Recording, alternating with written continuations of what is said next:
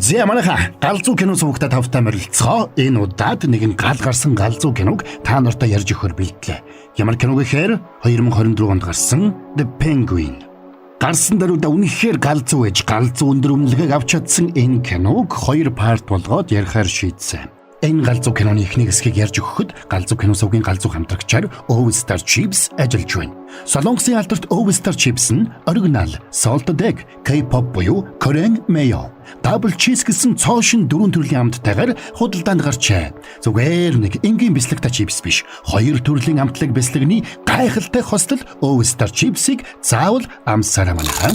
За тэгээд нэмж олон юм яриад яг хуу дардгуудаа манайхан дараад All-Star Chips-д ингээ кино тайлбартаа хэдүүлээ орцгоё.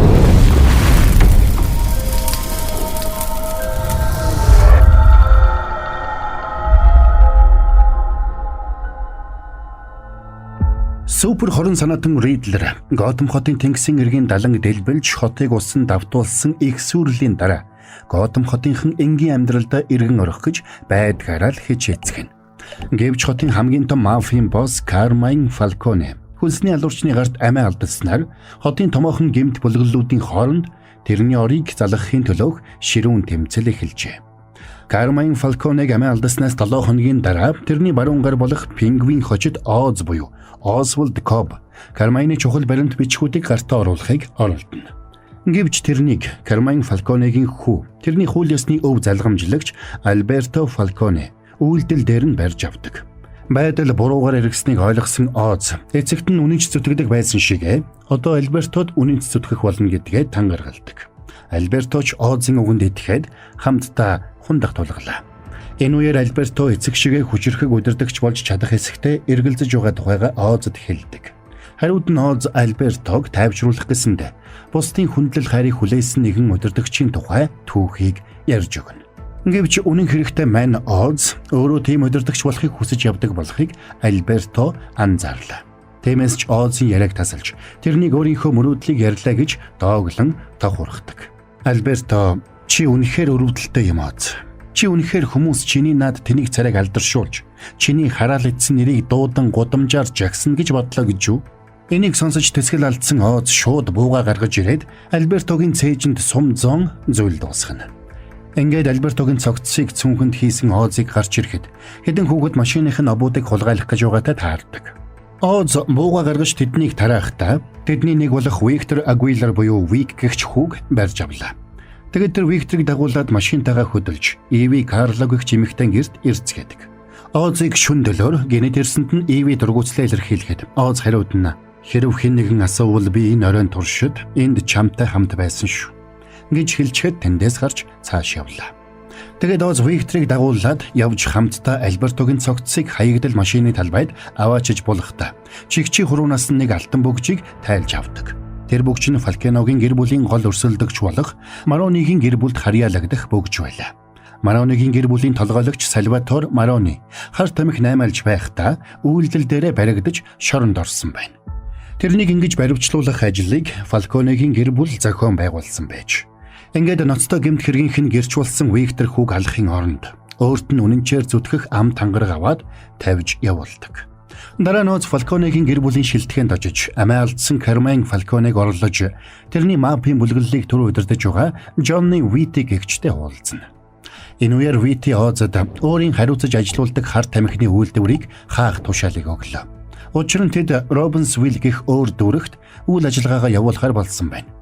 Энийг сонссон Oz сандарч тэднийг бизнесээ илүү өргөжүүлэхэд нь туслах их хэмжээний бараа удахгүй ирэх гэж байгаа талаар Vitti-д хэлдэг. Гэвч Vitti шийдвэрээ аль хэдийн гаргасан байлаа. Уулзалтын дараа Альбертогийн эгч Sofia Falcone Ozтай уулзаж өдрийн хоол хамт идэх хүсэлтэй байгаагаа хэлдэг. Ингээд Oz арга буюу Sofia-та өдрийн хоол идэх боллоо. Өдрийн хоолны үеэр Sofia тэрнээс дүүг нь хаана байгааг мэдэж байгаа эсхийг асуудаг. Хэдийгээр Oz Альбертог хаана байгааг мэдэхгүй гэж мэдсэн ч Sofia тэрэнд итгэхгүй байдаг. Sofia Arkham-ын сэтгцийн имлэгээс саяхан гарч тэрнийг Arkham-ын сэтгцийн эмнэлэгт хэвтүүлэх ажлыг Oz хамтран зохион байгуулсан гэдгийг мэдэж байсан Sofia-д Oz-д итгэхгүй байх хангалттай шалтгаан байлаа. Нөгөө төгөр Sofia бол дүүжлэгч хочтой аюултай алуурчин байсан учраас бүгд тэрнээс айж болгоомжлдог байна. За ингээд Falcone-гийн гэрийнхэнтэй хүндхэн уулзалтуудыг хийснийхээ дараа Оз өөрийн шинэхэн туслах Виктор буюу Вик хүүг дагуулад ээж дээрээ очино. Озын ээж хүүгээ харсан даруйда тэрнийг ямар нэг ноцтой хэрэг үйлдсэн болохыг нь ойлголоо. Тэгээд хүүгээ байцааж эхлэхэд Озч Альберто Фалконог хөнөөсөн гэдгээ ээжтэй хэлдэг. Энийг сонссон ээж нь тэрнийг зөвхтөж нуугдахын оронд харин ч хотыг өөрийн болгож авах цаг нь ирсэн гэж хурцлана. Ээжийнхээ үгэнд урамшсан Оз шууд л Blackgate шорон руу явлаа. Тэнд Оз Сальватор Маронитой уулзаж хамтдаа Фалконегийн гэр бүлийг дараад тэдний Робинсвилл дүүрэг рүү шилжих гэж байгаа шилжилтийг таслан зогсоох саналыг тавьдаг. Би чамд хүссэн бүхнийг чинь өгнө. Танаа хүмүүс зүгээр л явж ороод байгаа бүхнийг өөрийн болгох болно. Альвэ Сал гэвч Озыг итгэж болох хүн биш гэдгийг сайн мэддэг Сал буюу Сальватор Марони тэрний саналаас татгалзлаа. Тиймээс Оз тэндээс гарч явахдаа Альбертогоос авсан Маронигийн гэр бүлийн алтан бөгжийг ширээн дээр нь үлдээгээд гарч явхад Оз тэр саналыг жинхнээсээ тавьсан болохыг Сал ухаарна. Гэтэл Озыг шоронгоос гарч явсны дараахан Софиягийн илгээсэн хүмүүс тэрнийг хөөж барьж аваад Фалконегийн гэр бүлийн шилтгэнд авчирдаг. Тэнд София тэрнийг хүлээж байлаа. Тэд Озын хувцсыг тайлаад Альбертог хаана байгааг асууж хайр найргүй тамилж эхэллээ. Гэвч Оз Альбертогийн талаар юу ч мэдэхгүй гэж мэлдсээр. София Озыг улам харгас хэрцгийгээр тамлахаар бэлдэж байтал.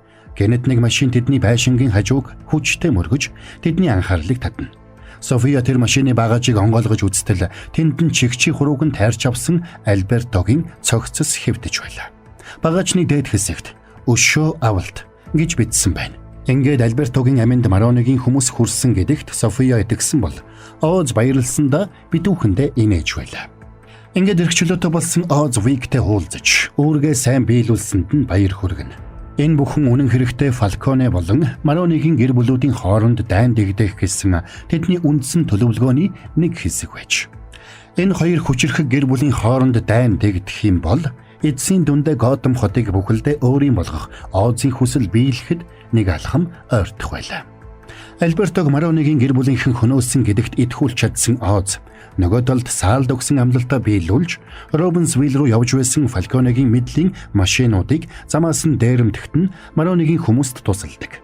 Дараа нь өөрийг нь сэжиглэж магадгүй гэж болгоомжилсан Оз шууд София руу очоод гэр бүлд нь шургалсан харахыг заавал олж өөрийн гараар алах болно гэж тангарахалдаг. Гэвч София Озын үгэнд шууд итгэх хүн биш ээ.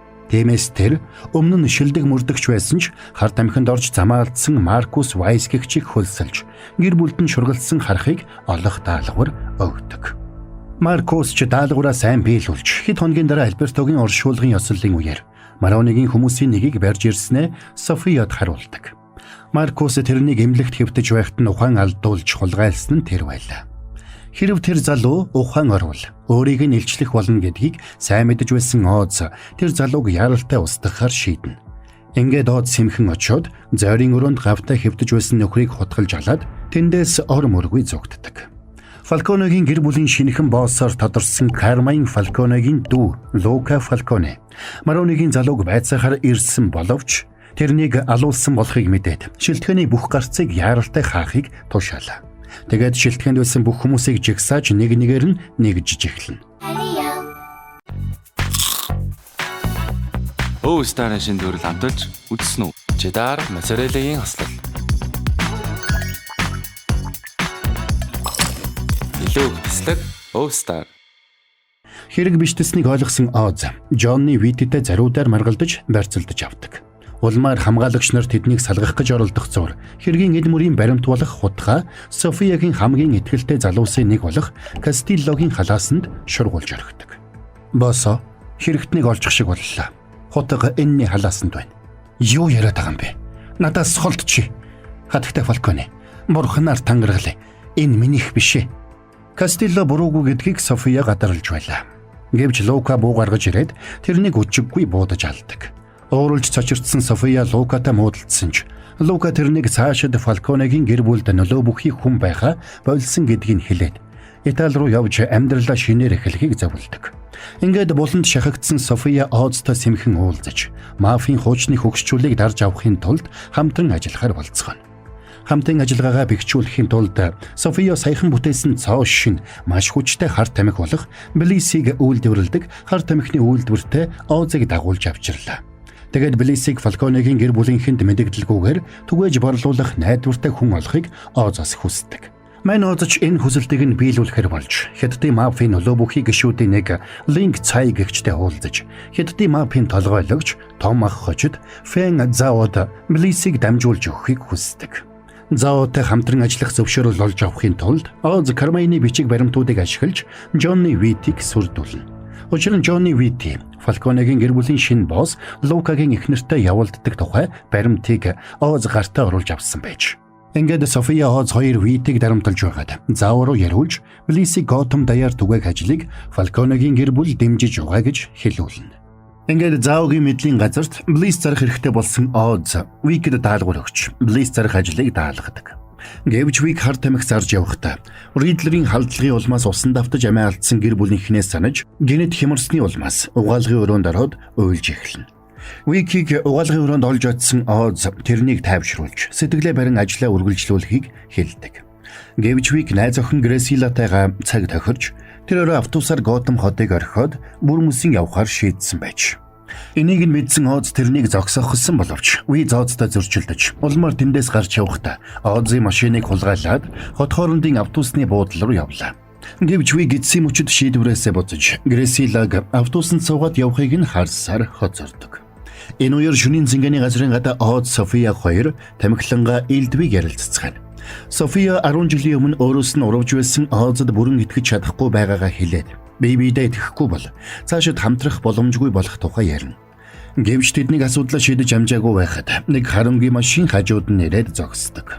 Машин дотроос Мароныгийн залуус гарч ирэхэд тэдэнтэй хамт Саалын эхнэр Надя Мароны гарч ирнэ. Тэд Саалыг мэхэлж нууцаар Блисс зарах болсон Озыг буруутгаж Оз София хоёрт буу тулгаж өвдөг сөгдүүлээд буутахаар зэхлээ. Яг энэ үед Озын машиныг унсан Вик тэнд ирж таарна. Озод яралтай тусламж хэрэгтэй болсныг ойлгосон Вик үнэнч сэтгэлээ батлахын тулд дайран орж Мароныгийн залуусын нэгийг машинаараа мөргөж унагадаг. Викийг өөрийнх нь төлөө эргэж ирсэнд Оз итгэж чадахгүй байсан ч цаг алдалгүй бушуухан суугаад яралтай хөдлөхийг тушаалаа. Ингээд Оз Софияг үлдээгээд тэндээс зогддог. Гэтэл Викийг тэнд ирэхээс өмнө хэд хэдэн чухал үйл явдал болсон байдаг. Нэгдүгээрт Надя София Оз хоёрын ажиллуулж байгаа Блиссийн үйлдвэр байгаа газрыг бүхэлд нь Мароныгийн эзэмшил болгож хурааж авч байгаагаа тэдэнд хэлсэн байна. Үүнээс гадна үнэн хэрэгтээ Мароныгийн гэр бүл биш, харин Оз Альбертог алсан гэдгийг ч бас Софияд хэлсэн байж. Наад заваа амаа хамхаач. Уучлаарай. Би зүгээр л чамайг тэрнээс ийм зүйл хийхийг хүссэн болов уу гэж бодоод юу хийхийг хүссэн гэж. Дүүгийнхээ байрыг эзлэхийн тулд дүүгээ алуулах захиалгыг чи тэрэнд өгөөгүй гэж юу? Викийг тэнд машинаараа дайрч ирэх үед София хан мөргөд унаж. Ингээд Оз уулан Надяг тэндээс холдоход София эцсийн хүчээ шавхаж хувийн сэтгэл зүйч Жулиан Раш руу залгаад хаана байгаагаа хэлээд ухаан алдан унлаа. Ухаан алдсан байхдаа София өнгөрсөн амьдралаа дурсан сандаг. София эцэг Кармайнтайгаа хамтран ээжийнхээ дурсгалд зориулж Изабелла Фалконе хэмээх буйны санг үүсгэн байгуулсан байна. Тус сангийн нэгэн чухал арга хэмжээний үеэр София олонний өмнө үг хэлж, олонний анхаарлыг өөртөө татаж байлаа. Гэвч арга хэмжээний дараа Саммергэгч нэг сэтгүүлч эмэгтэй тэрэн дээр ирээд Йоланда Джонс гэгч залуу бүсгүйн үхлийн талаар асууж тодруулах зүйл байгаа тухай хэлдэг. Учир нь Йоландагийн үхэл Софиягийн ээжийн үхэлтэй маш адилхан байснаас гадна сүүлийн 10 жилийн хугацаанд яг тийм байдлаар өөр олон эмэгтэй амиа алдсан болохыг тэр сэтгүүлч олж тогтоосон байж. Тэд бүгд дүүжлүүлж амиа алдсан байснаас гадна бүгд их баг ямар нэг сэжмэр Кармайн Фалконетэй холбоотой байдаг. Саммер Софиятай ховчлон уулзаж тэр бүх эмэгтэйчүүд өөрийгөө дүүжилж амиа хорлсон бус харин тэднийг багалзуурдаж алаад дараа нь дүүжилж амиа хорлсон мэт болгосон тухай баримтуудыг нэгнгүй тайлбарлаж өгдөг. Энийг сонссон София ээж нь амиа хорлсон тэр шөнө эцгийнх нь гарт маажсан хүмүүсний орон байсныг гинэт саналаа. Ингээд ээж нь амиа хорлоогүй. Харин эцэг нь эхийнх нь аминд хүрсэн байна гэсэн дүгнэлтэд София хүрдэг. Харин тэр үед Оз Софиягийн жолоочоор ажиллаж байж. Тэгээд Оз Кармайнд Софияг нэг сэтгүүлчтэй уулзаж чухал сэдвээр ярилцсан болохыг мэдээлсэн байна. Оз бас мэдээлэл авсан Кармайн Софияг өрөөндөө дуудаад байцааж эхэлдэг. Ингээд Софияг маш их зүйл мэдэж байгааг ойлгосон Кармайн тэрнийг сэтгцэд нь өөрчлөлт орсон учраас хийн бодож байна гэж хэлээд өрөөнөөсөө хөөж гаргана. Оройн Оз Софияг эртэн хүргэж өгөхөөр явах замд цагдаа нар тэднийг зогсоож Софияг баривчилдаг. Улмаар тэрэнд залуу бүсгүй Yolanda Jones, сэтгүүлч Summer болон өөр олон эмэгтэйчүүдийн аминд хүрч тэднийг дүүжилсэн хэрэгт буруутгадаг. Нийгэм даяар Софияг алуурчин гэдэгт итгэж тэрэнд дүүжлэгч гэсэн хочийг өгсөн байна. Гэвч Кармайны нөлөөгөөр Софияг шоронд хорихын оронд сэтгцэн эмнэлэгт хэвтүүлжээ. Тэнд эмчнэр тэрнийг тогонд цохиулж эмчилгээ хийх нэрийдлэр янз бүрээр тамлахулсан байна. Тэр бүхнээс болоод бусдыг хайрладаг, сайхан сэтгэлтэй байсан София сэтгцийн өөрчлөлттэй болж жинхнээсээ харгас хэрцгий алуурчин болон хувирсан нь тэр байдаг. Аркхамын сэтгцийн эмнэлэгт байхад нь тэрэнд сайн ханддаг байсан ганц хүн нь сэтгцийн эмч Julian Rush байж. Julian Rush ухаан алдаж унсан Софияг олж аваад ажлын өрөөндөө авчирдаг. София ухаан орсон даруйдаа өөрийнхөө үзэж туулсан тэр бүх зовлонгийн хариуг заавал авах ёстой гэж хатуу шийддэг. Энд хүрээд энэ гал гарсан галзуу киноны тайлбарын ихний хэсгээ дуусгаж байна. Кинонд ороод яг гоё байх чинь дуусгацсан бол уучлаарай. Энэ галзуу киног та нарт ярьж өгөх боломжийг олгож байгаа Oyster Chips-тэй баярлалаа. Солонгосын алдарт Oyster Chips нь штэ оригинал salted egg, K-pop буюу Korean mayo, double cheese гэсэн цоошин дөрвөн төрлийн амттайгаар худалдаанд гарсан байгаа шүү. Зүгээр нэг байдаг л энгийн бясалгатай чипс бишээ. Хоёр төрлийн амтлаг бясалганы гайхалтай хослол Oyster Chips-ийг манайхан заавал амсаарай.